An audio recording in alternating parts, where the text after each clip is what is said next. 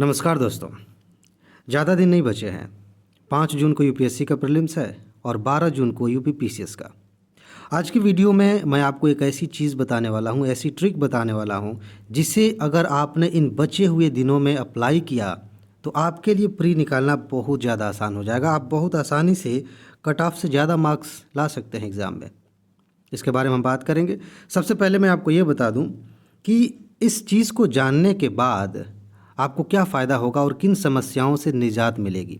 देखिए, इस पे हम बाद में बात करेंगे कि क्या करना है। सबसे पहली बात ये समझिए कि ये ट्रिक लगाने के बाद, इस पर काम करने के बाद एक समस्या तो तुरंत हल हो जाएगी। कौन सी समस्या? देखिए, जब एग्ज़ाम करीब होता है ना, कम समय रहता है, तो हमारा पढ़ाई में मन कभी कभी नहीं लगता। अब जिस वजह से भी हो, कई सारी वजह हैं, इस पर मैंने बात किया है पहले। बस ये है कि समस्या एक हो जाती है कि पढ़ाई में मन नहीं लगता। कभी कभी हम बैठे हुए हैं, पढ़ तो रहे हैं, लेकिन अंदर से हमें पता है कि हमारा मन नहीं लग रहा है, समय बीत रहा है। अब हो सकता है कि हमें डर लग रहा हो, परेशानी हो रही हो, किसी भी चीज़ की दिक्कत हो सकती है, लेकिन समस्या तो वही है कि पढ़ाई में मन नहीं लगता। इसकी वजह से आपकी पढ़ाई में मन लगने लगेगा, बहुत मज़ा आएगा। दूसरी बात यह है कि एक समस्या और होती है, जब एग्ज़ाम करीब होता है तो ऐसा लगता है कि इतना सारा कुछ है, कैसे हम कवर करेंगे, और उसकी वजह से प्रेशर बन जाता है दिमाग पर। और जब ये प्रेशर बनता है तो तैयारी पर असर पड़ता है और कई सारी दिक्कतें होने लगती हैं। वो समस्या भी ख़त्म हो जाएगी। और तीसरी बात कि आपका आत्मविश्वास बहुत अधिक बढ़ जाएगा। अभी हाल ही में मैंने बताया था कि तैयारी के दौरान आत्मविश्वास कैसे बढ़ता है। जब आप अच्छी तैयारी करते हैं, जब आपको एहसास होता है कि आप सही डायरेक्शन में चल रहे हैं, अपने आप मोटिवेशन बना रहता है, अंदर से आत्मविश्वास बढ़ा रहता है। और चौथी बात, मोस्ट इम्पॉर्टेंट चीज़, कि आप आसानी से प्री निकाल लेंगे। अब आपके अंदर ये बात आएगी कि बताइए फिर क्या करना है। करने वाली बात यही है, ध्यान से समझिएगा, एकदम ध्यान से। आपको क्या करना है अभी, सबसे ज़्यादा इम्पोर्टेंट, कि रिवीजन करना है, पढ़ना है और ये सारी चीज़ें करनी है। लेकिन कैसे करना है, किस चीज़ पर फोकस करना है और कौन सी ट्रिक अपनानी है, वो जानने वाली बात है। एक काम करिए, अभी आप कुछ नहीं कर रहे हैं, ऐसे बैठ जाइए और एक टॉपिक लीजिए, एक विषय लीजिए। ध्यान से समझिए मैं क्या सिखा रहा हूँ। एक विषय आपने लिया और उस विषय के बारे में अगर आपके पास आपके दोस्त हैं या आपसे कोई जूनियर कोई बच्चा घर पे है, उसे भी आप कह सकते हैं कि भाई थोड़ा साथ दो, नहीं तो आप अकेले करिए। किसी के साथ करने में कोई ज़रूरी नहीं है कि आप किसी के साथ करें, खुद से भी कर सकते हैं। करना यह है कि इस विषय को लेकर के, मान लीजिए आप अकेले हैं, अपने आप से कहिए कि इस विषय में, अभी मैं किताब नहीं खोलना, इस विषय में कौन कौन से टॉपिक्स मुझे लगते हैं, मतलब आपको लगते हैं कि इम्पोर्टेंट हैं। ठीक, पहली बात, एक एक करके आपका दिमाग उस विषय पर घूमना शुरू हो जाएगा। ध्यान से समझिए, इस मनोविज्ञान को समझिए, इस साइंस को समझिए। आपने अभी कुछ नहीं किया, कोई किताब नहीं खोली, कुछ नहीं किया, बस बैठे हैं और अपने आप से कह रहे हैं कि इस विषय में कौन कौन सी ऐसी चीज़ें हैं जो इम्पोर्टेंट हैं। अभी पहला क्वेश्चन है, आपने पूरे विषय पर नज़र दौड़ा ली कुछ सेकंड्स में और आपको अच्छे से एहसास हो जाएगा कि क्या क्या है, क्योंकि आपने साल भर पढ़ाई की है, एग्ज़ाम देने जा रहे हैं, तो इतना तो है, इतना दिमाग में आ जाएगा। आपको इसी के साथ ये भी पता चल जाएगा जो मैंने कल बताया था कि इस विषय में कौन सी चीज़ कमज़ोर है। उस पर बाद में जाएंगे, उस पर मैंने बताया कि उसको कैसे तैयार करना, कल ही बताया था। दूसरा क्वेश्चन आपका क्या होगा कि ये जो टॉपिक आपने, मान लीजिए ये वाला टॉपिक पकड़ लिया, चलो ऐसे एग्जाम्पल लेते हैं, हिस्ट्री में मान लेते हैं कि आपने, चलिए कुछ लोगों के लिए हिस्ट्री कठिन हो सकती है, पॉलिटी ले लेते हैं, पॉलिटी ज़्यादातर लोगों को ठीक लगती है। आपने ये कहा कि संसद से प्रश्न पूछे जा सकते हैं, जो कि हर साल प्रश्न आते हैं, तो अब एक टॉपिक मिल गया।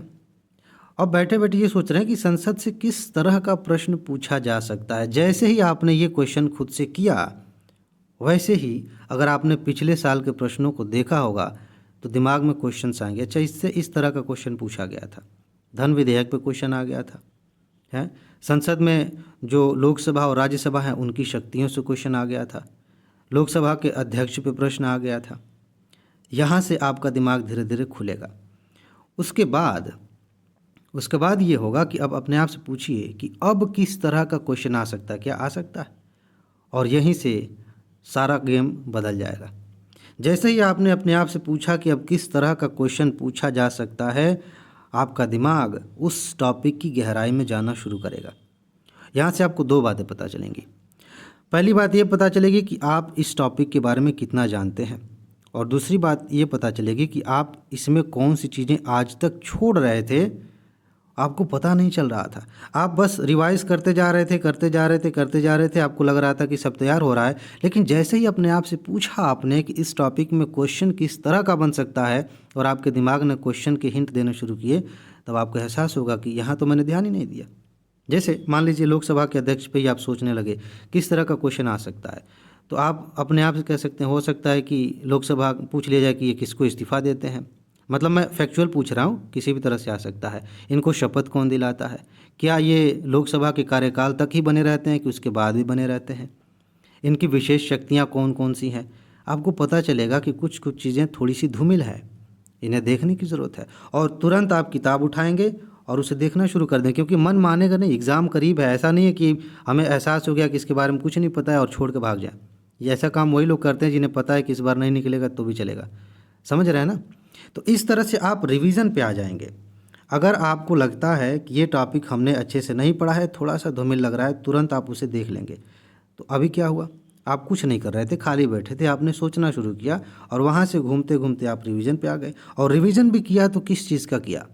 उस चीज़ का जिसकी ज़रूरत थी। हो सकता है कि आपने इस टॉपिक के बारे में लगभग सारी चीज़ें जान ली हैं, तो उसको पढ़ने की ज़रूरत ही नहीं है। एक लाइन बस देखने की ज़रूरत थी, आपने सिर्फ एक ही लाइन पढ़ ली, पूरा टॉपिक कंप्लीट हो गया, क्योंकि उसके पहले तो आपने उस पर दिमाग लगाया है ना।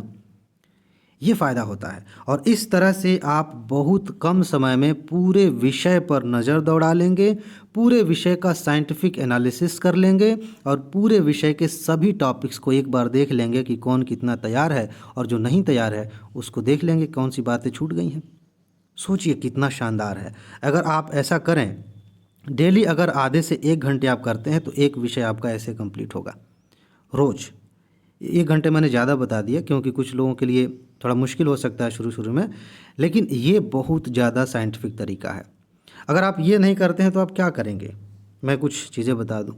आप वैसे लीनियर वैसे पढ़ते जाएंगे और आपको पता भी नहीं चलेगा कि आप पढ़ भी रहे हैं कि क्या कर रहे हैं। ये साधारण ही है, ये वैसे सब लोग करते हैं। लेकिन अगर आपको प्री क्वालिफाई करना है, कुछ स्पेशल करना है, तो आप इस तरह से सोचना शुरू करिए। ये तो हो गए विषयों की बात हो गई। अब हम बात करेंगे करंट अफेयर की। अब करंट अफेयर में इसको कैसे अप्लाई करेंगे? आप चुपचाप बैठिए ऐसे ही। मैंने बताया था कि एक वीडियो बना के बताया था कि आप कैसे गेस करेंगे कि करंट अफेयर के किस टॉपिक से क्वेश्चन आ सकता है। वो वीडियो आपने नहीं देखी है तो देख लीजिएगा, बड़ा मज़ा आएगा। आप सोचना शुरू करिए कि करंट में क्या चल रहा था, जो मैगज़ीन आपने पढ़ी है, जो नोट्स आपने ली है, उसमें क्या चल रहा था, और उसको पकड़िए। कि मान लेते हैं किसानों का मुद्दा चल रहा था, उस पर क्वेश्चन आ सकता है, या फिर ज्योग्राफी के लिहाज से देखें तो यूरोप का हिस्सा आजकल इम्पॉर्टेंट है, तो उस पर आप नज़र दौड़ाने लगेंगे। तो वहाँ से किस किस तरह के प्रश्न बन सकते हैं, फिर आपका दिमाग घूमेगा और उन जगहों पे लेके जाएगा जहाँ पर ध्यान देने की ज़रूरत है। आपने अब तक जितना भी पढ़ा है वो सारी चीज़ें एक तरफ हैं, और इस तरीके से रिवाइज़ करना, चीज़ों को पढ़ना, ये अलग बात है। आप बहुत कम दिनों में अगर ईमानदारी से करें, आपने अच्छे से अपना बेसिक क्लियर किया हुआ है, तो एक हफ्ते में इस पे मास्टरी हासिल कर सकते हैं, बहुत अच्छे से इसे तैयार कर सकते हैं। इसके बाद से आपकी पढ़ाई में मन नहीं लगने की समस्या हल हो जाएगी, आपका आत्मविश्वास बढ़ जाएगा। और सबसे खास बात पता है क्या है? सबसे खास बात यह है कि आप उस तरह से सोचना शुरू कर चुके हैं जिस तरह से एक परीक्षक, एक एग्जामिनर सोचता है प्रश्न बनाते समय।